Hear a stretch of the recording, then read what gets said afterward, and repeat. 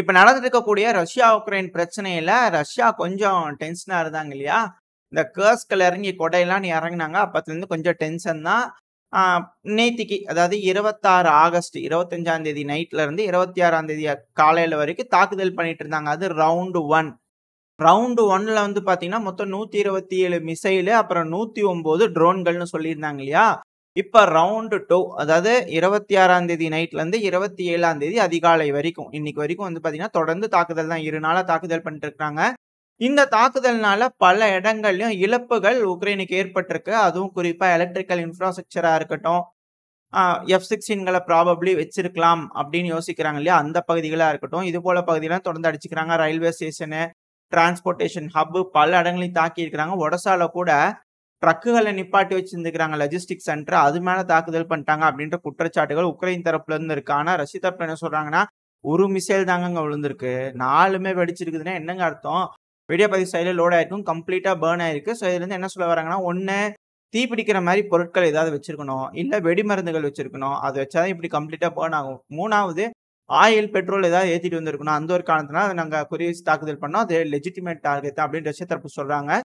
But இருந்தாலும் Ukraine தரப்புல இல்லைங்க, அது லாஜிஸ்டிக்கல் ஹப்புங்க, அது மேல பண்ணிட்டாங்க அப்படிங்கிறதோட உக்ரைன் தரப்புல சொல்றாங்க. எது எப்படியோ இருதரப்புல சொல்லக்கூடிய கருத்துக்கள் அவங்க கிட்ட கொடுத்தாச்சு. நீங்க தான் அலசி ஆராய்ஞ்சு எது உண்மை அப்படிங்கறத எடுத்துக்கணும். இந்த செகண்ட் ரவுண்ட்ல வந்து பாத்தீங்க அப்படின்னா 10 மிசைல்கள் 81 ட்ரோன்களை வந்து ரஷ்ய தரப்பு வந்து ஏவி விட்டுருக்காங்க. இதோட இழப்புகள் என்ன அப்படிங்கிற சரி வரல. வந்துச்சுன்னா அடுத்த பதில பார்க்க ஆரம்பிச்சிடலாம். இதுல வந்து F-16 பயன்படுத்தி இருக்கிறாங்க. நைட்டு ட்ரோன் தாக்குதல் பண்ணியிருந்தாங்க இல்லையா? அந்த ட்ரோன்களை வேட்டையாடுறதுக்காக F-16 பயன்படுத்தி தான் நல்லா கை கொடுக்குதுங்க அப்படின்னு ஜெலன்ஸ்கி அவர்கள் சொன்னதா சொல்லப்பட்டு வருது. இந்த ஹெலிகாப்டர்களை பயன்படுத்தி சொல்றாங்க. அது நிறைய வீடியோக்கள் வந்துகிட்டு இருக்கு, MA-8 ஹெலிகாப்டர்ஸ். ஆனா F-16 பயன்படுத்தினீங்களா அப்படின்ற கேள்விகள் வருது. ஏன்னா அது கிளியரான வீடியோவா கிடைக்கல. ஏன்னா சைடுல லோட் ஆயிருக்கு, பாத்தீங்கன்னாலே தெரியும் வெடிக்குது. வேற ஏதாவது ஃபைட்டர் ஜெட்ஸ் கூட பயன்படுத்திக்கலாம், F-16 தானா அப்படின்ற கேள்விகள் வருது. தெளிவா வேற ஏதாவது வீடியோ பதிவுகள் கிடைச்சுன்னா அடுத்த பதில பார்க்க ஆரம்பிக்கலாம். ஆனா இப்போதைக்கு கிடைக்கக்கூடிய இன்ஃபர்மேஷன் வச்சு பார்க்கும்போது உக்ரைன் பங்கமா அடி வாங்கிட்டு இருக்கிறாங்க அப்படிங்கிறதுல மேற்குலக தரப்புல இருந்தே சொல்லியிருந்தாலும் இல்ல ஏர் டிஃபென்ஸ் சிஸ்டம் காப்பாத்திடுச்சு அப்படிங்கிறதோட உக்ரைன் தரப்புல இருந்து சொல்லப்பட்டு வருது. பார்ப்போம், இன்னொரு ஒரு வாரம் போச்சுன்னா உண்மையான அலறல்கள் கதறல்கள் உக்ரைன்ல இருந்து எந்த மாதிரி வருதுன்னு பார்த்தலாம். ஏன்னா ஆல்ரெடி ஒரு பக்கத்துல இருந்து கதறல்கள் வந்துருச்சு. 150வது பிரிகேடு. இந்த பிரிகேடு வந்து பாத்தீங்கன்னா ட்ராஸ்க் பகுதியில இருக்கிறாங்க. அங்க ஒரு பிரசன்ட் இருக்குது, அந்த பிரசன்ட்க்கு அடியில மாடிட்டாங்கன்னு நினைக்கிறேன். ஒரே அழுகாச்சு. வீடியோ பதிவு எடுத்து போட்டுருக்காங்க. சைடுல வீடியோ பதிவு லோட் ஆயிருக்கும். ஐயா யாராவது வந்து காப்பாத்துங்கய்யா, எங்களையா சுத்தி வளைச்சிட்டாங்க ரஷ்யா, யாராவது வந்து காப்பாத்துங்க, லாயர்களே எங்களைய காப்பாத்துங்க. நீதி நியாயம் ஜெயிக்கணுமா இல்லையா? இங்க இருக்கக்கூடிய கமாண்டருக்கெல்லாம் பூரா தப்பு தப்பா கமாண்ட் கொடுக்குறாங்க. இவங்க பேச்சு கேட்டு நாங்க வந்தோம்னா எங்க கிட்ட ஒண்ணுமே இல்ல, சுடுறதுக்கு துப்பாக்கியும் இல்ல, ஆயுதம் இல்ல, எதையும் தர மாட்டாங்க, போய் ஃப்ரண்ட் லைன்ல மட்டும் நில்லுங்கிறாங்க அப்படிங்கிறது போல ரொம்ப நீளத்துக்கு அழுது இருக்கிறாங்க. பாவம், பார்க்கவே கஷ்டமா இருக்குது. இவங்களுக்கு உக்ரைனோட லாயர்கிட்ட தான் இந்த வேண்டுதலை வச்சுக்கிறாங்க. லாயர்ஸ்லாம் என்ன பண்றாங்க அப்படிங்கிறது பொறுத்து இருந்தா பார்க்கணும். ஏன் அப்படின்னா இப்ப வரைக்கும் உக்ரைன்ல 10,000 பொலிட்டிக்கல் பிரிசனர்ஸ் இருக்காங்களாம். அது அரசாங்கத்தை பத்தி தப்பா பேசணும், புடிச்சு ஜெயில போடுறது, அது காமனா எல்லா இதுலயும் இருக்கிறது தான், எல்லா நாடுகளையும் இருக்கிறது தான். ஆனா கொஞ்சம் உக்ரைன்ல அதிகமா இருக்கு. இப்ப வரைக்கும் 10,000 நபர்களை பிடிச்சு வச்சுக்கிறாங்க. நீதி நேர்மை தேவ தூதர்களான அமெரிக்கா மேற்குலக நாடுகளே, இதெல்லாம் உங்க கண்ணுக்கு தெரியலையா? ஹியூமன் ரைட்ஸ் கமிஷனே, இதெல்லாம் உங்க கண்ணுக்கு தெரியலையா அப்படின்னு உக்ரைன் தரப்புல இருந்து திரும்ப ஒரு குரல் வந்திருக்கு. பாத்துங்க, உங்களை பிடிச்சி உள்ள ஓட்டுற போறாங்க, உக்ரைனுக்குள்ள போயிடாதீங்க அப்படிங்கிறதோட அவங்க கிட்ட வேற சில நபர்கள் போய் சொன்னதா சொல்லப்பட்டு வருது. பட் இது போல செய்திகள் வந்துகிட்டு இருக்கு. ஏன்னா உக்ரைன்ல நம்ம போய் பார்க்கல இல்லையா, என்ன நடக்க போகுதுன்னு யாருக்கும் தெரிய போறது இல்ல. பட் ஆனா இது போல செய்திகள் வந்துகிட்டு இருக்கு. அது மட்டும் இல்லாம தொடர்ந்து புது புது பிரிகேடுகளை உருவாக்கும் பணியில உக்ரைன் தரப்புல இறங்கி இருக்கிறாங்க. 160வது பிரிகேட் ஒண்ணு புதுசா ஃபார்ம் பண்ணிக்கிறாங்களாமா. இது எதுக்குன்னா 2025ல அஃபென்சிவ் ஆபரேஷனுக்காக ஃபார்ம் பண்ணிக்கிறாங்களாமா. ஸோ ஒரு விஷயம் நல்லா தெரியுது, உக்ரைன் இப்போதைக்கு ஃப்ரண்ட் லைன்ல இருந்து பின்வாங்குற மாதிரியோ இல்ல இந்த பிரச்சனையை முடுக்கிற மாதிரியோ இல்ல பேச்சுவார்த்தைக்கு போற மாதிரியெல்லாம் தெரியல. ஒரு நீண்ட நாள் போருக்கா ரெடி ஆகிற மாதிரி தெரியுது. ஏன்னா பேச்சுவார்த்தை ஒன்றும் சரி வரல, ரஷ்ய தரப்புல எதுவும் ஒத்துக்கிற மாதிரி தெரியல போல தெரியுது. அப்ப ஏதோ ஒரு திட்டம் உக்ரைன் கிட்ட இருக்கணுமா இல்லையா? திட்டம் இருக்கு. அமைதியா இருங்க அமெரிக்கா, செப்டம்பர் மாசம் வர்றவங்க கிட்ட பிளான் எடுத்துட்டு வரேன், ஒரு திட்டம் எங்க கிட்ட இருக்கு, இதை எக்ஸிக்யூட் பண்ணா வெற்றி நமதே அப்படிங்கிறத சொல்லிக்கிறாங்க. ஸோ வெற்றி வேணும், ஜெயிக்கணும், திட்டம் இருக்குன்னா அதை அமல்படுத்த பணம் வேண்டும். ஸோ அதனால உக்ரைன் தரப்புல இருந்து வந்து பாத்தீங்கன்னா மேலும் ஒரு $50 பில்லியன் G7 நாடுகளிடம் எந்த ஒரு கண்டிஷனுமே இல்லாம எந்த ஒரு தங்கு தடை இல்லாம எங்ககிட்ட குடுத்துறணும். நாங்க அத எதுக்கு வேணாலும் பயன்படுத்திக்குவோம். எதுவும் கேட்கக்கூடாது. எந்த கண்டிஷன் இல்லாம என்கிட்ட 50 பில்லியன் குடுங்க. ஆளு 10 பில்லியன் அடிச்சுட்டு ஓடிடலாம். அதாவது நாட காப்பாத்தணும் இல்லீங்களா? அதனால 50 பில்லியன் கேட்டுருக்காங்க. ஆல்ரெடி 25 பில்லியன் குடுத்ததுக்கே போலான்ட்டு கதறிட்டு கிடக்குது. ஒண்ணும் கிடைக்காதா? அப்படிங்கிறது போல.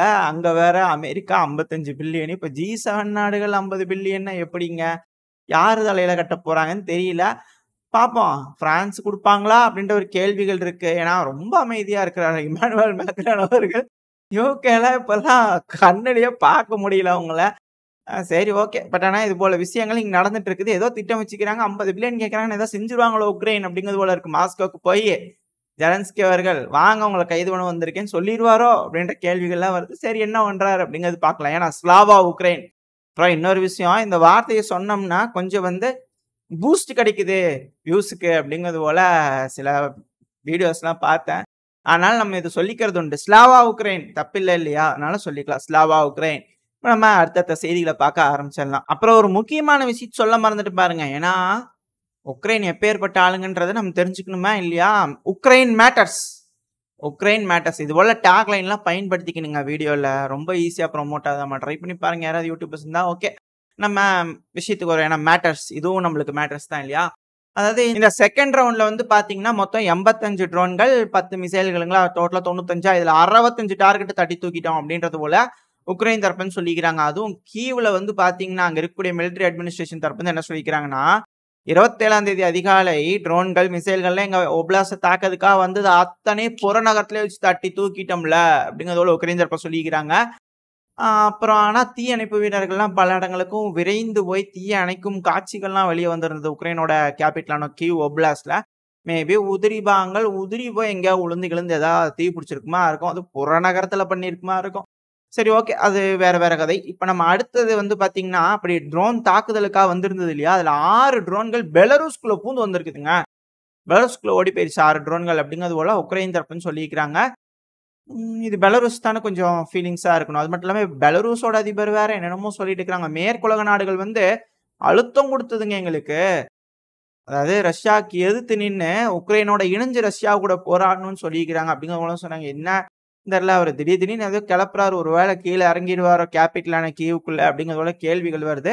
எல்லாரும் ஆர்வமா பார்த்துட்டு இருக்கிறாங்க. இந்த பகுதியே பதட்டமான ஒரு பகுதியா மாறிடுச்சு. என்ன நடக்க போகுதுன்னு பார்ப்போம். நேட்டோ நாடுகள் உள்ள வருவாங்களா? பெலருஸ் உள்ள வருமா? ரஷ்யா அடிக்குமா? எல்லாம் இப்படித்தான் டாபிக்ஸே வந்து அப்படியே ஹைப் ஆயிட்டே இருக்கு. நம்மளும் வெயிட் பண்ணி பார்ப்போம் என்ன நடக்குதுன்னு. எது எப்படியோ உக்ரைன்ல தாக்குதல்கள் கொஞ்சம் பலம் தான். அதனால உக்ரைன் தரப்புல இருந்து என்ன சொல்லிக்கிறாங்கன்னா, எல்லாம் கொஞ்சம் ரெடி பண்றதுக்கு லேட் ஆகுங்க. 1லேருந்து 2 வாரம் ஆகும். இந்த கரண்ட் கரெக்ட்டா வர்றதுக்கு. கொஞ்சம் பார்த்து அட்ஜஸ்ட் பண்ணிக்கங்க மக்களே! அப்படிங்கிறது போல சொல்லிக்கிறாங்க. புட்டின் ஒரு டீமன். உண்மை முகத்த காமிச்சிட்டார் பார்த்தீங்களா? அப்படிங்கிறதெல்லாம் வீடியோ பதிவுகள்லாம் எடுத்து விட்டுருக்காரு. எப்பவும் போல செல்ஃபி கேமரா ஆன் பண்ணி பேசிக்கிறாரு. இப்ப அதனால பைடன் அவர்கள் அந்த வீடியோலாம் பார்த்திருப்பாரு இல்லையா? அதனால கலங்காதே கண்ணா! உனக்கு ஏற்பட்டிருக்கக்கூடிய பிரச்சனைக்கு நான் உதவுகிறேன் அப்படிங்கிறது போல அந்த எலக்ட்ரிக்கல் இன்ஃப்ராஸ்ட்ரக்சர்லாம் டேமேஜ் ஆயிருக்கும் இல்லையா? அது உதவுறதுக்காக அவங்க திரும்பி ஓடோடி வந்து உதவி இருக்கிறார் பைடன் அவர்கள். அடுத்தது உக்ரைனோட அதிபரான ஜெலன்ஸ்கி அவர்கள் வந்து பார்த்தீங்கன்னா, சீனாக்கு போய் ஜின்பிங் அவர்கள பார்க்க போறாங்களாமா. ஏதோ ஒரு பேச்சுவார்த்தை நடக்க இருக்கு. சீனாக்கு ஏதோ ஒரு ஆஃபர் குடுப்பாங்களோ! ஏன்னா ஒரு சூழ்நிலை இக்கட்டா உருவாக்கி, அந்த இடத்துல ஜெலன்ஸ்கி அவர்கள் போய் ஏதோ பேசுறாருன்னு, என்ன பேச போறாரு அப்படிங்கிறது தெரியல. பட் ஆனா போய் பேச போறாங்க. என்ன சூழ்நிலை இக்கட்டா இருக்குன்னா, பல சாங்ஷன்ஸ் வந்து சீனா மேலயும் போடப்பட்டிருக்கு. பல நாடுகள் துருக்கி மேல, UAE மேல பல நாடுகள் மேல திரும்பி புதுசா US வந்து ஒரு சாங்ஷன் லிஸ்ட்ட அறிவிச்சுக்கிறாங்க. இதனால அ ஈஸ்ட் ஏசியால இருக்கக்கூடிய நாடுகள், அப்புறம் மிடில் ஈஸ்ட்ல இருக்கக்கூடிய நாடுகள்லாம் பயங்கரமா அடி வாங்க போகுது அப்படின்னு போல சொல்றாங்க. 2வது கனடா தரப்புல இருந்து திரும்பவும் இந்த கார்களை ஏற்றுமதி பண்றதுன்னு ஏகப்பட்ட விஷயங்களுக்கு சாங்ஷன்லாம் போட்டுருக்காங்க. தடைகள் போடுறாங்க. வரிகள் அதிகமா போடுறாங்க. இப்படி இருக்கும்போது செலன்ஸ்கி அவர்கள் போனா ஏதாவது ஒரு விஷயங்கள் நடக்குமா? அதுக்கு ஏதோ ஒரு ஆஃபர் வேணும் இல்லையா? சீனா யோசிக்கணும் இல்லையா? ஜெலன்ஸ்கி அவர்கள் போய் நிக்கும்போது, வலுவான ஒரு ஆஃபர் வேணும் இல்லையா? ஸோ அந்த ஆஃபரா வந்து பார்த்தீங்கன்னா, ஜேக் சுலைவன் அவர்கள் விசிட்டுக்கு போயிருக்கிறார் சீனாக்கு. இப்ப அவரு போய் என்ன ஆஃபர் வைக்க போறாரு சீனாக்கு? சீனா அந்த ஆஃபர ஏத்துக்குவாங்களா? அப்படிங்கிற ஒரு கேள்விகள் வருது. பிரிக்ஸ் நாடுகள்ல இருந்து ஏதோ ஒரு விஷயத்த உருவிடலாமா? அப்படிங்கிறது போல இந்த மேற்குலக நாடுகள் பார்க்குறாங்க. ஆனா இந்த பிரிக்ஸ் நாடுகள் ஒண்ணா இருக்கணும். கட்டுக்கோப்பா இருக்கணும் அப்படிங்கிறது போல இருக்கு. ஏன்னா இப்போ இந்த பிரிக்ஸ் மேல வந்து எனக்கு ஒண்ணும் பெருமளவுல இதா இல்ல. ஏன்னா பிரிக்ஸ்ன்னு ஒரு கரன்சி வந்து அது எப்படி அ அதெல்லாம் எப்படி மக்களுக்கு நம்பிக்கை வரும் அப்படிங்கிற ஏகப்பட்ட விஷயங்கள் எனக்குள்ள இருந்துட்டு இருந்தது. ஆனா இப்ப புருடா இன்டெலிஜென்ஸ் விங் வந்து பாத்தீங்கன்னா, புதுசா ஒரு போலியான ஒரு இன்டெலிஜென்ஸ் தகவல குடுத்திருக்காங்க. இது உங்களோட விழிப்புணர்வு பர்ப்பஸ்க்காக தான். அதாவது இந்த பிரிக்ஸ் நாடுகள் வந்து ஒரு கரன்சி உருவாக்க போறாங்கன்னு சொல்லியிருந்தாங்க இல்லையா? அது அப்படிலாம் உருவாக்க மாட்டாங்களாமா. ஆல்ரெடி இருக்கக்கூடிய கரன்சிய அவங்க பிரதானமா பயன்படுத்த போறாங்க. அதாவது ரிசர்வ் கரன்சிஸா அறிவிச்சு பண்ணிக்குவாங்க அப்படிங்கிற சொல்றாங்க. அது எப்படி அப்படிங்கிற ஒரு கேள்வி வருது இல்லையா? இந்த பிரிக்ஸ் நாடுகளோட கரன்சியா? இல்ல அதாவது எல்லா நாடுகளோட கரன்சியுமா அப்படிங்கிறது தெரியல. பட் ஆனா ரஷ்யா, சீனா, இந்தியா கூட மேபி இருக்கலாம். பிரேசில் இல்ல சவுத் ஆப்பிரிக்காவும் சேர்ந்து இருக்கலாம் அப்படிங்கிறது சொல்லப்பட்டது. ஸோ இந்த 5 நாடுகளோட கரன்சிய பிரதானமா குளோபல் ரிசர்வ் கரன்சியா அறிவிச்சிருவாங்க. இந்த 5 நாடுகளும் இந்த 5 நாடுகளோட கரன்சிய ரிசர்வ் கரன்சியா அறிவிச்சு இருக்கும். அமெரிக்காவோட கரன்சிக்கு ஈக்குவலா ஒரு கரன்சியா உருவாக்கணும்னா அதை வீழ்த்துறதுக்கு வாய்ப்பு இருக்கு. ஒரு நாடுகளோட கரன்சியும் குளோபல் கரன்சியா, அதாவது நம்மளோட ரூபாய் வேர்ல்டு கரன்சியா மாறிடும். உலகத்துல எந்த நாடுக்கு போனீங்கனாலும் நம்ம கரன்சி எடுத்துக்கலாம். ரஷ்யாவோட கரன்சி எந்த நாடுக்கு போனாலும் நம்ம ரஷ்யாவோட கரன்சி எடுத்துக்கலாம். ஈஸி டிரான்சாக்ஷன் பண்ணி ஒரு கரன்சியும் இன்னொரு கரன்சியோட லிங்க் பண்றாங்க. அந்தந்த நாடுகள் அந்தந்த நாடுகளோட கரன்சியை கோல்டோட லிங்க் பண்றாங்க. ஸோ எல்லா நாடுகள் இந்த பிரிக்ஸ் நாடுகளோட எல்லாமே கோல்டோடயும் லிங்க் ஆயிருக்கும். ரெண்டாவது எல்லா நாடோட கரன்சிஸ்லயும் லிங்க் ஆயிருக்கும். ஒரு நாடு இன்னொரு நாடுக்கு சப்போர்ட்டிவாவே இருந்துகிட்டு இருப்பாங்க. இதனால இவங்களுக்குள்ள வேற்றுமை இருக்காது, ஒற்றுமையாக இருப்பார்கள் அப்படிங்கிறது போல சொல்றது இந்த புருடா இன்டெலிஜென்ஸ் விங். அப்படியா நடக்க போகுது அப்படிங்கிறது தெரியல. ஏன்னா அமெரிக்கன் டாலர் ஒரு கட்டத்துல வந்து பாத்தீங்கன்னா வீழ்ச்சியை நோக்கி போகுது அப்படின்னு சுதாரிச்சுக்கிட்ட உடனே ஈரோவை கொண்டு வந்தாங்க குளோபல் கரன்சியா.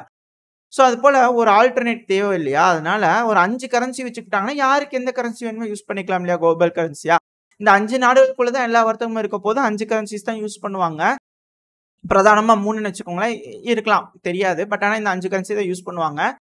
ஸோ அப்படி இருக்கும்போது வேற எந்த கரன்சி இந்த 5 கரன்சியோட காம்பீட் பண்ணாது அப்படிங்கிறது போல சொல்லப்பட்டு வருது. இது எப்படி இது போல நடந்ததுன்னா நம்மளும் வல்லரசு நாடு ஆயிருவோமா அப்படிங்கிற கேள்விகள் வருது. ஆயிருவோம். அதனால ரஷ்யா அழுத்தி பிடிச்சிருங்க எல்லாத்தையும் அப்படிங்கிறது போல இருக்கு. ஸோ என்னதான் நடக்க போகுது? இந்த ரஷ்யா உக்ரைன் பிரச்சனையோட முடிவுல முடிஞ்சிருமா இல்ல தொடருமா? மிடில் ஈஸ்ட்ல வேற ஏகப்பட்ட விஷயங்கள் நடக்குமா அப்படின்ற கேள்விகள் வருது. பிரிஎம்டிவ் ஸ்ட்ரைக் இஸ்ரேல் தரப்புல இருந்து ஈரான் மேல பண்றதுக்கு அதிகமான வாய்ப்புகள் கண்முன்னே தென்படுது அப்படிங்கிறது போலையும் திருப்பி இந்த புருடா இன்டெலிஜென்ஸ் ஒரு போலியான தகவல் கொடுத்துருக்காங்க. இது போல விஷயங்கள்லாம் நடந்துச்சுன்னா கண்டிப்பா எஸ்கலேஷன் பயங்கரமா இருக்கும். ஏன்னா மிடில் ஈஸ்ட்ல வந்து அணி சேர்ந்துகிட்டு இருக்காங்க. அவங்களோட பவர் ஈரான் தரப்புலையும் இஸ்ரேல் தரப்புலையும் காட்டுறதுனால மற்ற நாடுகள்லாம் வந்து பாத்தீங்கன்னா சைடு எடுக்க ஆரம்பிச்சிட்டாங்க. ஈரான் சைடு, ரஷ்யா சைடு எடுக்க ஆரம்பிச்சிட்டாங்க அப்படிங்கிறத சொல்லப்பட்டது. ஏன்னா இப்ப ஃபர்ஸ்ட் நம்ம சொல்லியிருந்தோம் இல்லையா, அந்த ஆயிலோட ப்ரொடக்ஷனை கம்மி பண்ணிட்டாங்க அப்படின்னா கண்டிப்பா எல்லா நாடுகளும் திணறுவாங்க. இதுக்கு சேஃப்டி செக்யூரிட்டியே இந்த பிரிக்ஸ் நாடுகள், இந்த பிரிக்ஸ் நாடுகளோட நட்பு நாடுகளுக்கு சப்ளை பண்ணிக்குவாங்க. நட்பு நாடுகள் இல்லாதவங்களுக்கு எதுவும் தரமாட்டாங்க அப்படிங்கிற சொல்றாங்க. அதனால எடுத்தாதானே தரதுக்கு, எடுக்கல அப்படின்னா எப்படி அப்படிங்கிற கேள்வி வருது. ஸோ முதல் இதை செஞ்சுட்டு பாகிஸ்தான்ல இருந்து வந்து ஈரான் அட்டாக் பண்ணதுக்கு வாய்ப்புகள் இருக்கு. ஸோ அதனால இப்ப பிஎல்ஏ முழு நீள போற ஆரம்பிச்சிருக்கிறாங்க. பாகிஸ்தானோட எல்லா லாஜிஸ்டிக்கல் ரூட்ஸையும் அடிக்கிறாங்க பயங்கரமா. ஸோ இதனால அங்க ஸ்தம்பிச்சு போயிடும். பாகிஸ்தான் தரப்புல இருந்து ஈரான் அடிக்கிறதுக்கு அந்த மாதிரி எந்த ஒரு விஷயமும் பண்ண முடியாது. ரெண்டாவது நம்மளுக்கு கொஞ்சம் ஏதுவா இருக்கும், ஆப்கானிஸ்தானுக்கு கொஞ்சம் ஏதுவா இருக்கும். ஸோ ஈரானுக்கு களம் செட் பண்ணி கொடுக்கப்பட்டுட்டு இருக்கு அப்படிங்கிற சொல்றாங்க. இந்த ஆயில் கட்டு இது பிஎல்ஏல அடிக்கிறது. ரெண்டாவது அசர்பைஜான் தயார் பண்ணிட்டு இருக்காங்க, தட்டி தேத்திட்டு இருக்கிறாங்க அப்படிங்கிற சொல்லப்பட்டு வருது. ஸோ எல்லாம் வச்சு பார்க்கும்போது ஒரு நல்ல விஷயம் நடக்கும் ஈரானுக்கு, ரஷ்யாவுக்கு அப்படிங்கிறாங்க. என்னதான் நடக்க போகுது? இந்த இடத்துல மிடில் ஈஸ்ட்ல எஸ்கலேட் ஆகக்கூடாது, ரஷ்யா உக்ரைன் பிரச்சனை எஸ்கலேட் ஆகக்கூடாது, பேச்சுவார்த்தை மூலியமா எல்லாம் பேசி சுமூகமா முடிச்சுக்குவாங்க அப்படிங்கிற நம்பிக்கையில இந்த பதிவை நாம் முடிச்சிடலாம். உங்களோட கருத்துக்கள் என்ன? இந்த பதிவை பத்தி நீங்க என்ன நினைக்கிறீங்க அப்படிங்கறது கமெண்ட் செக்ஷன்ல சொல்லுங்க. ரெண்டாவது, இந்த பதிவு நல்லா இருந்ததுன்னா உங்க ஃப்ரெண்ட்ஸ் அண்ட் ஃபேமிலியோட ஷேர் பண்ணுங்க. நம்ம சேனலையும் சப்ஸ்கிரைப் பண்ணுங்க. அப்பதான் நம்ம சேனலும் அடுத்தடுத்த வளர்ச்சி அடையும். எனக்கா இந்த உதவியை செய்வீங்கன்ற நம்பிக்கையில அடுத்த பதிவில் நான் உங்களை சந்திக்கிறேன். அது வரைக்கும் ஸ்டே சேஃப். பை.